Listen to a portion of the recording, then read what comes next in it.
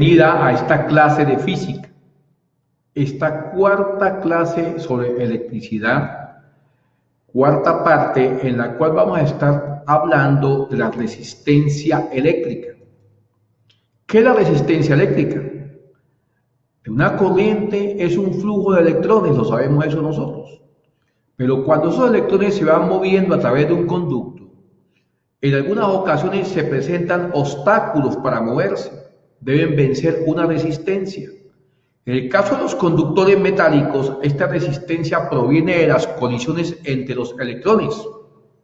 Si el paso es un fluido, los electrones viajarán ordenadamente, tendrán poca resistencia, pero por el contrario, si el camino es muy estrecho o es demasiado largo, los electrones se agolparán y chocarán entre sí, produciendo fricciones, produciendo calor, y de esta manera se presentan diferentes fenómenos, como el caso de un bombillo. En el bombillo van pasando los electrones y esos electrones, al ir pasando, van produciendo una fricción en la resistencia, que es ese resortico que tú ves ahí adentro.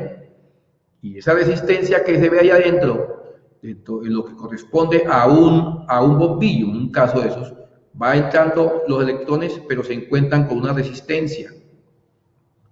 El paso por la resistencia produce fricción, y la fricción produce energía calórica y energía radiante.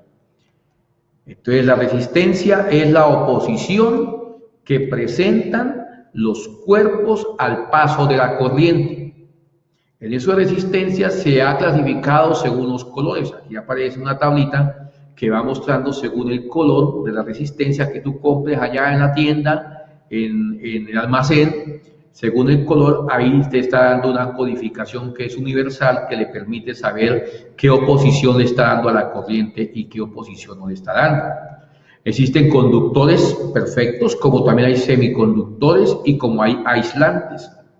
Los aislantes no permiten el paso de la corriente. Los semiconductores lo permiten de una manera moderada, pero los conductores permiten el paso de la corriente de manera muy ágil. Aquí también está el código de colores, que es un código universal en lo que corresponde a las resistencias. Y si vamos a hablar de lo que es la fórmula de la resistencia, podemos nosotros definir que la resistencia viene siendo el voltaje sobre la intensidad. En el triángulo que te expliqué anteriormente, podemos definirlo así: resistencia igual a voltaje sobre intensidad. Entonces, esa resistencia ya la puedes tú calcular en caso de un problema, te harían el voltaje, te harían la intensidad para buscar la resistencia.